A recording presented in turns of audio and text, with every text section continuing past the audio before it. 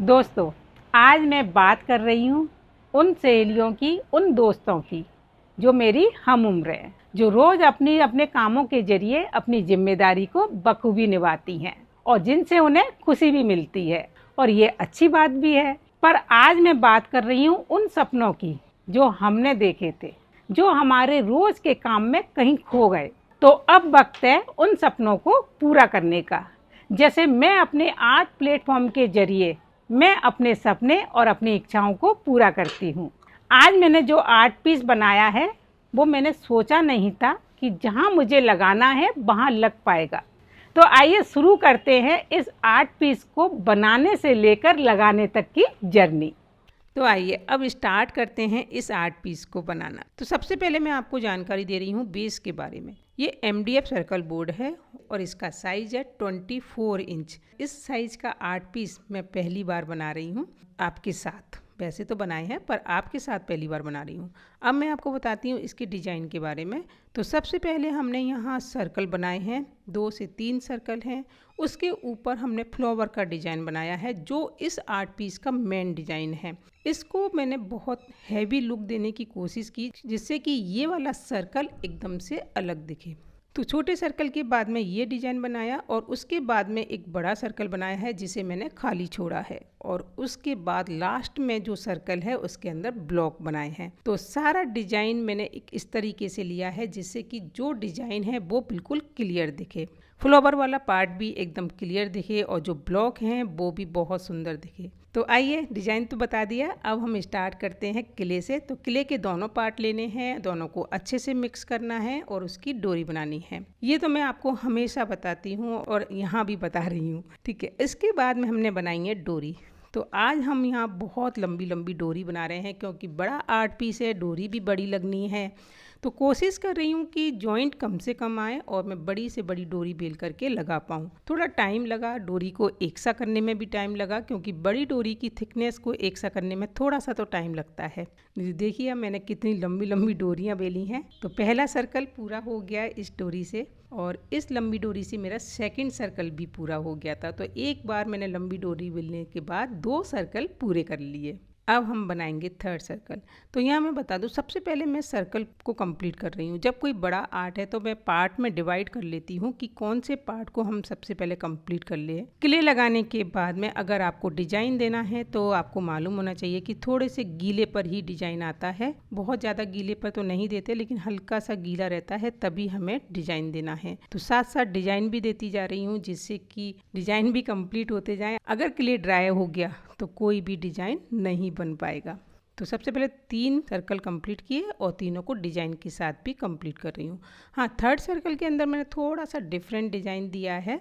सबसे पहले मैंने उसके अंदर इस तरह से कट लगाए और ये कट बिल्कुल बराबर सबको छोड़ा है। जो स्पेस है उनको मैंने बराबर छोड़ा है। साइज बड़ा है तो हर पार्ट में टाइम लग रहा था। जो भी सर्कल जैसे जैसे बड़े होते जा रहे थे वैसे वैसे उसके अंदर काम करने में टाइम लग रहा था। छोटा सर्कल था तो जल्दी कंप्लीट हो गया, लेकिन बड़े सर्कल के अंदर मुझे थोड़ा टाइम लगा क्योंकि यहाँ पर ब्लॉक बनाने के बाद डिजाइन, जो ब्लॉक का डिजाइन दिया है उसमें फिर मैंने उसके बाद मैंने यहाँ छोटी छोटी डॉट्स भी बनाई हैं और ये डिजाइन बहुत सुंदर लगा। तो एक एक करके मैं सारे सर्कल कंप्लीट करती जा रही हूँ, साथ में उनके डिजाइन भी बनाती जा रही हूँ। तो यहाँ फ्लावर तक जो सर्कल हैं वो कंप्लीट हो गए और साथ में उनके डिजाइन भी बन गए। दोस्तों, जब भी आप क्ले से काम कर रहे हो तो थोड़ा सा टाइम का ज़रूर ध्यान रखिएगा, उसी के अनुसार काम करिए। अब लास्ट में जो सर्कल हैं उन्हें भी कंप्लीट करना था, लेकिन उसके अंदर मैंने ब्लॉक बनाए हैं। तो सबसे पहले मैं ब्लॉक कंप्लीट कर रही हूँ जिससे कि मैं राउंड को अच्छे से लगा पाऊँ। अगर मैं पहले राउंड लगाऊंगी तो फिर ब्लॉक कंप्लीट करने में मुझे टाइम लगेगा। तो सबसे पहले ब्लॉक कंप्लीट किए हैं। ब्लॉक के अंदर हम कोई डिज़ाइन नहीं दे रहे, सिंपल क्ले लगाते जा रहे हैं। और ये देखिए, पहले ब्लॉक कंप्लीट करने के बाद मैंने फर्स्ट राउंड कंप्लीट किया और ऐसे ही सेकंड कर रही हूँ। जब ये ब्लॉक कंप्लीट हो गए उसके बाद मैंने क्ले की डोरी लगाई क्योंकि क्ले की डोरी को मैं फोर्सली अच्छे से लगा पा रही थी। तो ये डिज़ाइन पे डिपेंड कर जाता है हमें कौन सा डिज़ाइन पहले बनाना है, उसको ड्राई करना है, तब हम सेकंड पार्ट को अच्छे से कंप्लीट कर पाएंगे, जैसे कि मैंने इस वाले डिज़ाइन में किया। और जब तक मैंने उस डिज़ाइन को बनाया तब तक ये सारे सर्कल ड्राई हो गए थे, जिसके बाद मैं इस फ्लावर वाले डिज़ाइन को बहुत अच्छे से बना पाई। दोनों कैरी शेप को बहुत अच्छे से मैंने बनाया, उसके बाद हाफ सर्कल बनाया और फिर पेटल्स बनाई और एक एक करके सारे फ्लावर को कंप्लीट किया। तो एक यही टिप्स है कि जब भी आप कोई ऐसा डिज़ाइन बना रहे हो जो अंदर से बना हुआ है, तो अंदर की साइड है, फ्लावर हैं, तो एक एक पार्ट को ड्राई होने दो, उसके बाद आगे पार्ट बनाओ, तो आप बहुत अच्छे से इस काम को कर पाओगे। बस जो डिज़ाइन मैं आज बना रही हूँ, जो आर्ट पीस मैं बना रही हूँ, आई होप कि बस जहाँ मैं चाहती हूँ वहाँ ये लग जाए। और ये तो पता नहीं लग पाएगा या नहीं पहुँच पाएगा, कैसे पहुँच पाएगा, सब मैं आपको आगे बताऊँगी मैंने कैसे किया है ये काम। तो सबसे पहले तो हम किले का ही काम कर रहे हैं और ये देखो कितना सुंदर डिज़ाइन लग रहा है, कितना प्यारा लग रहा है। हर एक डिज़ाइन अपने आप को प्रेजेंट कर रहा है। जैसे कि मैंने फ्लावर वाला बनाया है, पूरा डिज़ाइन अपने आप में बहुत ही खूबसूरत दिख रहा है। जो ब्लॉक बनाए हैं वो सारे ब्लॉक और सर्कल वो पूरा सर्कल अपने आप को प्रेजेंट कर रहा है। तो मैं इसके अंदर जो डिज़ाइन बना रही थी, मैं चाह रही थी कि हर एक डिज़ाइन बिल्कुल क्लियर दिखे, सामने वाले को ऐसा ना देखना पड़े कि हाँ ये डिज़ाइन भी बनाया अंदर की साइड है, दिख नहीं रहा है। ऐसा नहीं होना चाहिए, पूरा डिज़ाइन एकदम क्लियर दिखना चाहिए। और जब ये ड्राई हो गया तब हम करेंगे वाइट कलर। वैसे तो बता दूं कि मैं आज पूरी आर्ट वाइट बनाने वाली हूँ, वाइट कलर ही करूँगी। और इस आर्ट को बनाने में मुझे 3 से 4 दिन लगे हैं। तो जैसे किले का पार्ट काम था उसी में मुझे 2 दिन लग गए थे, फिर मैंने ड्राई किया, फिर वाइट कलर किया। और वाइट कलर भी जैसे फर्स्ट बार किया दोस्तों, फर्स्ट बार जब मैंने वाइट कलर किया तो थोड़ा टाइम लगा, क्योंकि छोटी छोटी जगह थी जिनको मुझे पूरा भरना था। हमेशा छोटे छोटे पार्ट होते हैं, उनको अच्छे से वाइट कलर से भर दो जिससे कि वो दिखे नहीं तो ब्लैक ब्लैक होल्स जो हैं वो दिखते हैं और पूरी आर्ट को आपकी गंदा दिखाते हैं। तो फर्स्ट पार्ट में थोड़ा टाइम लगेगा, लेकिन उन्हें आपको अच्छे से फिल करना है। वाइट कलर अगर आप कर रहे हो तो हो जाता है कि एक बार में अच्छा ना आए, 2 बार में भी अच्छा ना हो आए, तो 3 बार भी आप कर सकते हो। बट ध्यान रखिएगा कि जो कलर हम कर रहे हैं कहीं पर भी थिक कलर नहीं छोड़ना है। थिक कलर छोड़ोगे तो वो अच्छा नहीं लगेगा। तो अच्छे से ब्रश से पूरे कलर को फैलाते जाइए और करते जाइए। जैसे मैंने फर्स्ट बार ये कलर किया है तो आप देख सकते हो ब्रशेस भी दिख रहे हैं, ब्लैक ब्लैक बोर्ड भी नीचे से दिख रहा है, पर कोई बात नहीं, सेकंड लेयर करेंगे तो ये सारा छुप जाएगा। और ये देखो सेकंड लेयर मैंने कर ली थी और उसके बाद में हमने की है बॉर्निश। क्ले वर्क किया, कलर किया, और जितनी क्लीन तरीके से, जितना पेशेंस के साथ हमने ये काम किया है, उतना ही हमारे लिए बॉर्निश करना भी ज़रूरी है। सारे कलर और क्ले पार्ट करने के बाद सबसे पहले आपको बॉर्निश करनी है, और बॉर्निश जब ड्राई हो जाएगी उसके बाद हम मिरर लगाना स्टार्ट करेंगे। अब हम मिरर पार्ट पर आ गए हैं और मिरर के लिए सबसे पहले हमने फर्स्ट सर्कल में मिरर लगाए हैं आई शेप के। दोस्तों पता है जब मैंने ये मिरर चूज़ किए तो मैं सोच रही थी राउंड लगा लेते हैं, लेकिन जब ये मिरर चूज़ किए आई शेप के तो बहुत सुंदर लगे, बहुत ही प्यारा सर्कल लग रहा है। अच्छा एक बात और है कि जब भी आप कोई आर्ट बनाते हो तो हम ऐसा सोचते हैं चलिए इसमें ये सुंदर लग रहा है, इसको लगा लेते हैं पहले, फिर बाद में दूसरे का डिसाइड करेंगे। ऐसी गलती कभी मत करना। जब भी आप मिरर लगा रहे हो तो एक छोटे से पार्ट को डिवाइड कर लो, 1/3 पार्ट ले लो और उसमें पूरा मिरर लगाओ अंदर से लेके पूरे लास्ट तक, और फिर डिसाइड कर लो, फिर उसकी फ़ोटो खींच लो और उसके बाद अपने मिरर लगाना स्टार्ट करो। क्योंकि पूरे मिरर पहले फाइनल होने चाहिए कि हम कहाँ कौन सा मिरर लगाएंगे, कौन सा अच्छा लग रहा है, उसके बाद ही आप मिरर लगाना स्टार्ट करो। तो मैंने यहाँ पर सारे मिरर पहले ही डिसाइड कर लिए थे। पहले आई शेप का मिरर लगाया, फिर उसके बाद में 10 mm राउंड लगाया है, और जो आई लगाया है ना वो 1.5 सेंटीमीटर है। बहुत सुंदर ये वाला राउंड बना है। जो राउंड शेप का मिरर लगाया वो भी बहुत प्यारा बना। उसके बाद मैं फ्लावर वाली मिरर की एडजस्टिंग की, लेकिन उसके अंदर मैंने बहुत ज़्यादा मिरर नहीं भरे, सिर्फ जो हाफ राउंड है ना वहाँ मैंने 4 mm राउंड शेप लगा करके कंप्लीट किया, और बाकी का एक एक मिरर रखा है जिससे कि पूरे फ्लावर भी दिख रहे हैं और मिरर भी सुंदर लग रहे हैं। तो ज़रूरी नहीं है हर जगह भर भर के मिरर लगाने, कहीं पर अगर कम की ज़रूरत है तो कम लगा सकते हैं। और उसके बाद जो राउंड है वहाँ हमने रेक्टेंगल शेप के मिरर लगाए हैं। तो सारे मिरर डिसाइड करके लगाए हैं, इसलिए मैं फटाफट लगाती जा रही हूँ। ऐसा नहीं है कि बहुत जल्दी लग गए, पूरा एक दिन मिरर लगाने में लग गया था, क्योंकि आर्ट पीस बड़ा था इसलिए टाइम लगा। मिरर लगाने के लिए आप कोई सा भी ग्लू यूज़ कर सकते हैं। जैसे आप मुझसे कमेंट करके पूछते हैं आपने कौन सा ग्लू लगाया है, आप फैब्रिक ग्लू लगा सकते हैं, फेविकॉल MR भी यूज कर सकते हैं, दोनों में से कोई भी ग्लू यूज कर सकते हैं। मिरर लगाते वक्त भी आपको ध्यान रखना है कि जैसे हमने रेक्टेंगल शेप लगाया है तो बीच में अगर स्पेस छोड़ा है तो पूरा बराबर होना चाहिए,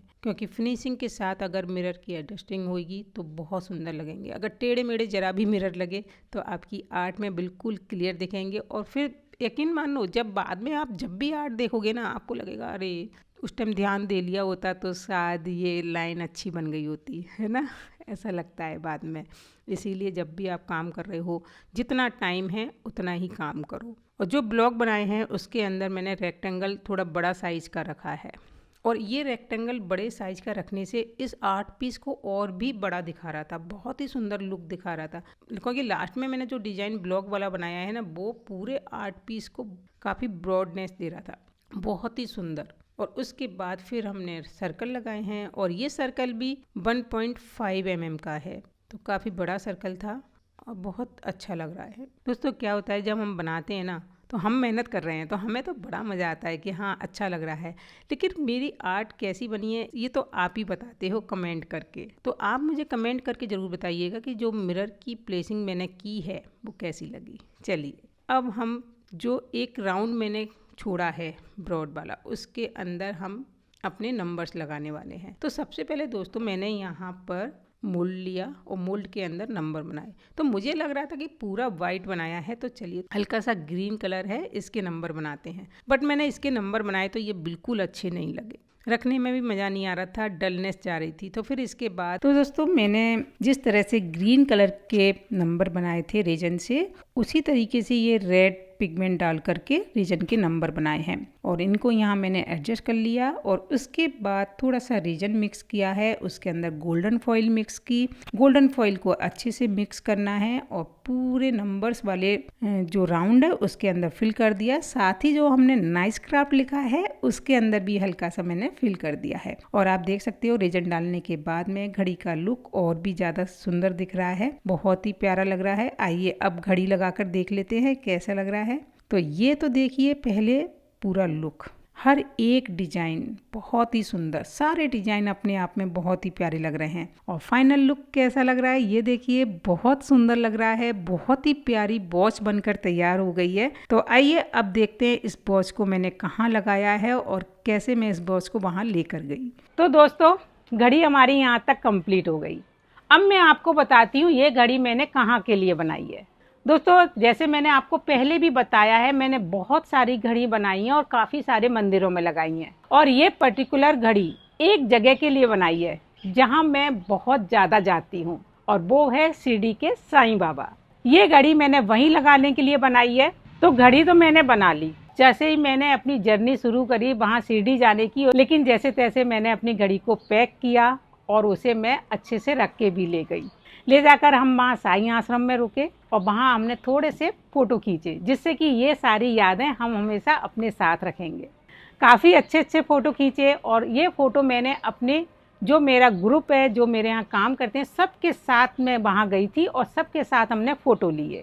बहुत मज़ा आया।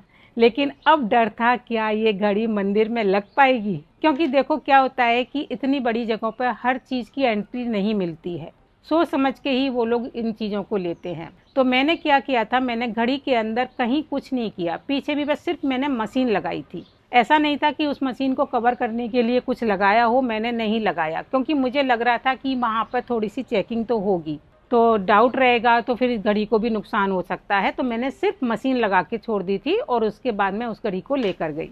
ले जाने के बाद में वहाँ मैंने बताया ये घड़ी मैंने अपने हाथों से बनाई है और मैं चाहती हूँ कि ये घड़ी मेरे बाबा के मंदिर में लगे। तो पहले तो उसकी चेकिंग हुई पूरी, और उसके बाद में उन्होंने बोला ठीक है ले जा सकते हो। और वो घड़ी फाइनली बाबा के चरणों तक पहुँच गई। क्या है कि वहाँ पर अंदर मोबाइल ले जाना मना है, और इसीलिए मैं वहाँ की क्लिपिंग नहीं ला पाई। लेकिन यकीन मानिए जैसे ही वो घड़ी बाबा के चरणों में छुआ, बस मेरा सपना पूरा हो गया। मैंने सोचा था जैसे ही मेरे 100K हो जाएंगे मैं बाबा के मंदिर में घड़ी लगाऊंगी। वैसे तो मैंने ये घड़ी लगाने का सिलसिला बहुत पहले ही शुरू कर दिया था, बस यहाँ लगाने में थोड़ा सा डर लग रहा था। लेकिन मुझे बहुत अच्छा लगा कि वहाँ तक घड़ी पहुँच गई और उसके बाद में ज़रूर वो कहीं ना कहीं लगी होगी मंदिर में। तो ये हमारा एक संकल्प था 1 लाख सब्सक्राइबर पूरा होने का, जो कि पूरा हुआ।